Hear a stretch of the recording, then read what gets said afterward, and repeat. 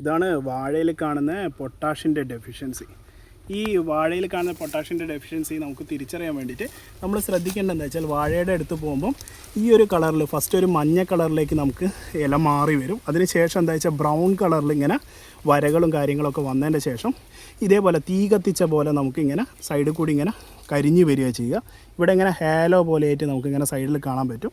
ഇത് നമുക്ക് എന്താ പറയുക പഴയ ഇലകളിലായിരിക്കും ഏറ്റവും കൂടുതലായിട്ട് നമുക്ക് കാണുക. വാഴേൻ്റെ അകത്ത് ഇങ്ങനെ കണ്ടുവരുന്ന സമയത്ത് നമുക്ക് വാഴേൻ്റെ അകത്ത് എന്ത് ചെയ്യാൻ പറ്റും, അല്ലെ എങ്ങനെയാണ് നമുക്ക് ഇതിനെ മറികടക്കുക എന്നുള്ളത് എല്ലാവരുടെയും ഒരു പ്രശ്നമാണ്.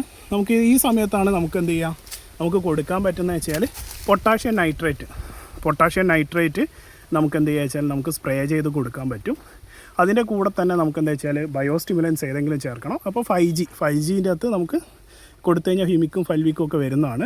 അതിൻ്റെ അകത്ത് മൈക്രോ ന്യൂട്രിയൻസും കാര്യങ്ങളൊക്കെ ചേർന്ന് വരുന്നതായതുകൊണ്ട് നമ്മൾ 5Gയും കൂടെ ചേർത്തിട്ട് നമുക്ക് കൊടുക്കാം. അപ്പം 200 ലിറ്റർ വെള്ളത്തിൻ്റെ അകത്തേക്ക് ഏകദേശം 200-250 ml അകത്ത് 5G, അതേപോലെ തന്നെ ഏകദേശം 2 കിലോൻ്റെ അടുത്ത് നമുക്ക് എന്ത് ചെയ്യുക വെച്ചാൽ നമ്മളുടെ പൊട്ടാഷ്യം നൈട്രേറ്റും കൂടി ചേർത്തിട്ട് നമുക്ക് സ്പ്രേ ചെയ്ത് കൊടുക്കാൻ പറ്റും.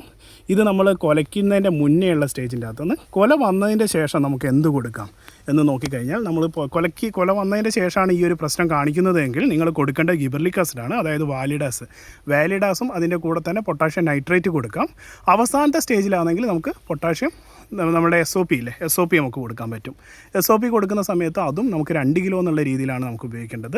അത് ഉപയോഗിക്കുന്ന സമയത്ത് നമുക്ക് വാലിഡാസും കൂടി ചേർത്തിട്ട് നമ്മൾ ആ സ്പ്രേ പോയി കഴിഞ്ഞാൽ നമുക്ക് നല്ല രീതിയിൽ നമുക്ക് റിസൾട്ട് കൊണ്ടുവരാൻ പറ്റും.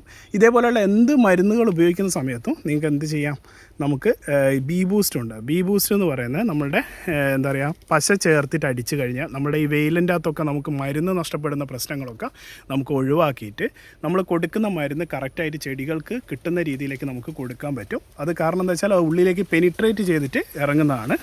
അപ്പോൾ നമുക്ക് നല്ല രീതിയിൽ അതിൻ്റെ അകത്ത് എന്താ പറയുക കോസ്റ്റ് മാനേജ്മെൻറ്റിൽ നല്ല രീതിയിൽ എഫിഷ്യൻസി ആയിട്ട് നമുക്ക് ചെടികളുടെ അകത്ത് മരുന്നിൻ്റെ പ്രയോഗം നമുക്ക് ഉറപ്പിക്കാൻ വേണ്ടിയിട്ട് സഹായിക്കും.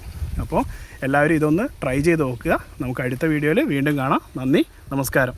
ഇതിൻ്റെ കൂടുതലായിട്ടുള്ള ഡീറ്റെയിൽഡ് ആയിട്ടുള്ള വീഡിയോ നമ്മളുടെ ചാനലിൻ്റെ അകത്ത് വരുന്നതായിരിക്കും. അപ്പോൾ അത് നിങ്ങൾക്ക് കാണാൻ പറ്റും.